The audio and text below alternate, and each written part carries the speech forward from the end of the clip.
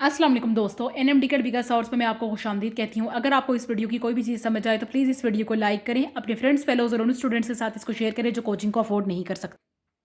इसके साथ ही अगर आप हमारे चैनल पे नए हैं तो प्लीज़ हमारे चैनल को सब्सक्राइब कर दें, साथ ही बेल आइकन के बटन को प्रेस कर दें ताकि आपको हर नई आने वाली वीडियो का नोटिफिकेशन सबसे पहले मिले। आज जो टॉपिक डिस्कस किया जा रहा है ये टेक्स्ट थ्योरी का रिमेनिंग पार्ट्स हैं, जिसमें मैंने आपके साथ टेक्स्ट थ्योरी के साथ कहा था कि कुछ और पार्ट्स को मैं डिस्कस करूँगी जिसमें रूट प्रेशर और इम्बिबिशन शामिल थे। रूट प्रेशर में लिखी हुई है कि second force involve in the movement of the water and dissolve minerals upward in the xylem is called the root pressure. Text theory के अलावा जो सेकंड फोर्स इन्वॉल्व है मूवमेंट ऑफ मिनरल्स और वाटर को अपवर्ड खींचने में, उसको हम कहते हैं रूट प्रेशर। रूट प्रेशर कैसे क्रिएट किया जाता है? Active secretion of the salts and other solutes from other cells into the xylem creates a root pressure. जो सॉल्ट्स और सोल्यूट्स की जो है एक्टिव सिक्रीशन हुई है from the other cells into the xylem, उसकी वजह से रूट प्रेशर क्रिएट हुआ है। रूट प्रेशर जो है वो वाटर में लोअर पोटेंशियल क्रिएट करता है और जिसकी वजह से क्या होता है, वाटर जो होता है, अगर वाटर का यहाँ पे लोअर पोटेंशियल क्रिएट हो चुका है तो हमें वाटर जो होता है वो साइड वाले जाइलम सेल से लेना पड़ता है। जब हमने जाइलम सेल से वाटर लिया तो इसमें जो है वो level of SAP in xylem increase हो जाता है। Overall level of SAP in the xylem ये इतना भी इंक्रीज़ नहीं हुआ, ये रूट प्रेशर इतना नहीं होता कि बहुत टॉप प्लांट्स में, टॉल प्लांट्स में जो है वो ये वाटर को लेके जा सके, लेकिन एक्सेप्शनली जो हम कहते हैं कि ये कंट्रीब्यूटिंग फैक्टर है और हम इसे डिस्कस करना ही होगा। जब वाटर पोटेंशियल जो है वो जाइलम के सैप में लोअर हो जाता है तो वाटर जो होता है वो नियर बाय सेल से लाया जाता है ऑस्मोसिस के ज़रिए से इनटू द जाइलम सैप, और इसकी वजह से सैप जो है वो जाइलम में इंक्रीज़ हो जाता है। कुछ एमसीक्यूज़ है जो हम रूट प्रेशर के ज़रिए से मैं डिस्कस करना चाहूँगी, जिसमें एमसीक्यूज नंबर 1 ये है कि positive hydrostatic pressure of around 100 to 200 kilo pascal, exceptionally 800 kilo pascal is generated by root pressure. तो रूट प्रेशर कितना है? 100 से 200 किलो पास्कल भी हो सकता है और एक्सेप्शनल केसेस में ये 800 किलो पास्कल भी हो सकता है।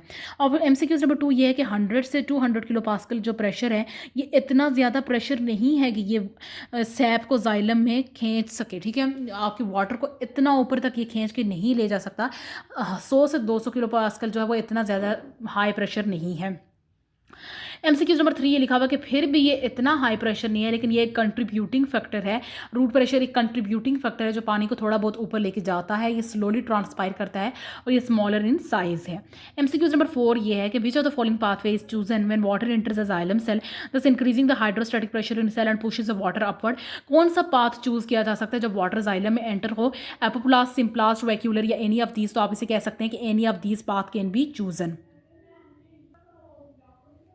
एमसीक्यूज नंबर 5 ये कि least effective process during the day when the transpiration pull is active force involve in pulling the sap upward in xylem is called the root pressure. उसने कहा ओवरऑल हम ये कह सकते हैं रूट प्रेशर का जो प्रोसेस है वो दिन के टाइम पे लीस्ट इफेक्टिव होता है, क्योंकि तब जो है वो ट्रांसपायरेशनल पुल एक एक्टिव फोर्स इन्वॉल्व होती है।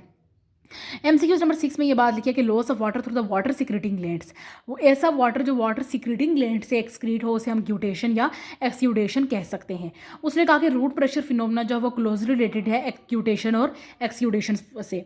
एमसीक्यूज नंबर 8 ये है कि dew drops that can be seen on the tips of grass leaves on the strawberry leaves और actually guttation droplets exuded from the hydathodes, जिसे आप शबनम कहते हैं। शबनम के जो द ड्यू ड्रॉप्स होते हैं जो आपको ग्रास लीव्स पे या स्ट्रॉबेरी लीव्स पे नजर आते हैं, असल में वो क्या होते हैं? वो ग्यूटेशन ड्रॉपलेट्स ही होते हैं जो हाइड्रोथोड से निकले हैं।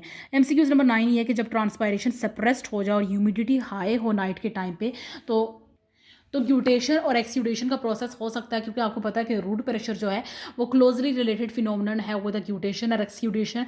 तो जब दिन को ट्रांसपायरेशन हाई होती है तो ऑब्वियसली ग्यूटेशन भी नहीं हो सकती। रात को जब ट्रांसपायरेशन सप्रेस्ड हो जाती है तो ग्यूटेशन, एक्सयूडेशन या रूट प्रेशर अकर हो सकते हैं। एमसीक्यूज नंबर 10 ये है कि the process which is due to the positive pressure root pressure developing the xylem of the root is known as guttation और एक्सयूडेशन। ऐसा प्रोसेस जो पॉजिटिव प्रेशर की वजह से अकर हुआ है और पॉजिटिव प्रेशर जो वो रूट प्रेशर ही है, तो इसे हम ग्यूटेशन या एक्सयूडेशन कह सकते हैं। कुछ एमसीक्यूज जो है इम्बिबिशन पे, इम्बिबिशन वो थर्ड प्रोसेस है जिसके जरिए से पानी जो है जाइलम में जा सकता है। एमसीक्यूज नंबर 11 लिखा है कि another important force in ascent of the sap. MCQs number 11 ये है कि volume of the dry seed में increase up to 200 times by imbibition.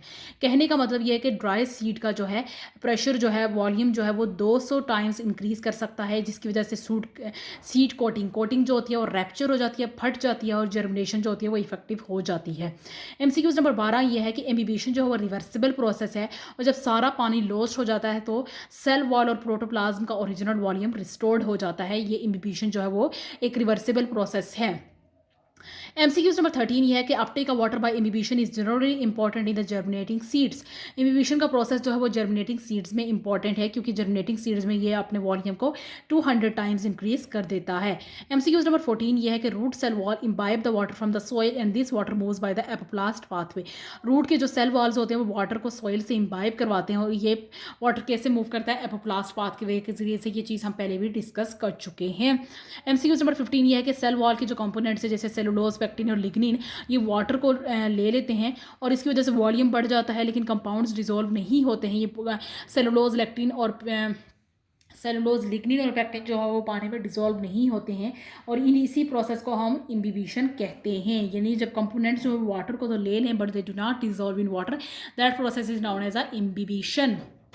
उसने कहा है कि प्रोसेस ऑफ इम्बिबिशन का जो प्रोसेस होता है वो किसने डिस्कस किया है, सैक्स ने डिस्कवर किया है। सैक्स एक साइंटिस्ट का नाम है जिसने 1874 में ये चीज़ डिस्कस की कि वाटर मॉलिक्यूल जो होते हैं वो cell walls of xylem vessels के साथ मूव कर सकते हैं due to the process of imbibition. MCQs number 17 is that great and considerable imbibition force is produced due to the amount of attraction due to the increase of dry cell wall of plant cell and protoplasm of water. उसने कहा कि imbibition forces को हम considerable कैसे कर सकते हैं, उसको ग्रेट कैसे कर सकते हैं, इफेक्टिव कैसे कर सकते हैं। तो ये तीन फैक्टर्स हैं। अट्रैक्शन होनी चाहिए, dry cell wall of plant cells का इंक्रीज होना एंड प्रोटोप्लाज्म ऑफ वाटर। ठीक है, that three factors are responsible for the considerable imbibition forces. MCQs in bleeding and that is the, हम ब्लीडिंग के process को explain करेंगे। उसने कहा कि main factors responsible for the bleeding के लिए कौन से फैक्टर्स रिस्पॉन्सिबल हैं। हाइड्रोस्टैटिक प्रेशर जो फ्लोएम और जाइलम टिश्यू में मौजूद है, और ऐसा रूट प्रेशर जो जाइलम टिश्यूज ऑफ रूट में मौजूद है। तो two factors are responsible for the bleeding, hydrostatic pressure and the root pressure. MCQs number आपके पास 19 ये है कि जब प्लांट कट डाउन हो जाए, जब पत्ता कहीं से टूट जाए, टैप्ड हो जाए, ज़ख्मी हो जाए, तो पत्ते में से अक्सर पत्तों में से आपको कुछ एक सैप निकलता हुआ, एक फ्लूइड निकलता हुआ नज़र आता है, उसको हम ब्लीडिंग कहते हैं। पत्ता कहीं से फट गया, टूट गया, ज़ख्म हो गया, उसको कुछ भी हो गया कहीं, तब जो जाइलम सैप निकलता है, जब तो सैप निकलता है उसे हम ब्लीडिंग कहते हैं। उसने कहा कि ब्लीडिंग का प्रोसेस हम कहाँ पे देखते हैं, स्प्रिंग में नज़र आता है हमें, ग्रेप वाइन्स में, पाम्स में और शुगर मैपल में, इन प्लांट्स में हमें जो है ये ब्लीडिंग का प्रोसेस नज़र आता है। MCQs number 21 is that flow of SAP in bleeding is slow but considerable quantity of the SAP comes out of the plant with in the 24 hours. कहने का मतलब ये है कि जब पत्ते को कट हुआ है, टैप्ड हुआ है या पंड हुआ है, उस टाइम पर थोड़ा सा सैप निकलेगा, लेकिन 24 घंटे के अंदर अंदर एक बड़ी अमाउंट में सैप जो है पौधे में से निकल जाता है। MCQs नंबर 22 ये है कि प्लांट्स को जब टैप्ड किया जाए, देयर में be the flow of the saps. In palms की बात की जा रही है इन प्लांट्स में। कहने का मतलब यह है कि अगर पाम का जो प्लांट है वो कहीं से कट, टैप्ड, पॉन्ड या बाउंडेड हो गया है, तो 10 से 15 लीटर तक सैप जो है वो रोज़ाना की बुनियाद पे निकल सकता है। दैट MCQs नंबर आपके पास 23 ये है कि सैप इन प्लांट्स, पाम की बात की जा रही है, जब 10 से 15 लीटर रोज़ाना निकलता है, तो इन प्लांट्स में आखिर क्या चीज़ है जो 10 से 15 लीटर तक बाहर निकाली जा रही है।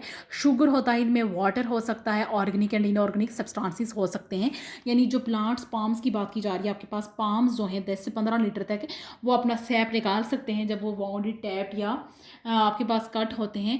तो वो क्या चीज़ बाहर निकालते हैं, sugar, water and organic and inorganic solutes. इसके साथ ही इस चैप्टर का एंड होता है और मैं अपनी वीडियो से इजाज़त लेना चाहूँगी। आप अपनी कोई सजेशंस देना चाहते हैं, कोई आपकी नज़र में ऐसी जो कोई चीज़ जो NMDCAT के लेवल पे मुझसे छूट गई हो, तो आप उसको कमेंट सेक्शन में बता सकते हैं, ताकि मैं उस पर भी एक वीडियो अच्छी से बना सकूँ। आपकी कोई सजेशंस हैं तो आप उसको भी डिस्कस कर सकते हैं। इसके साथ ही मैं अपनी वीडियो से इजाज़त लूँगी और ये चैप्टर का एंड होता है। ओके जी, अल्लाह हाफिज़।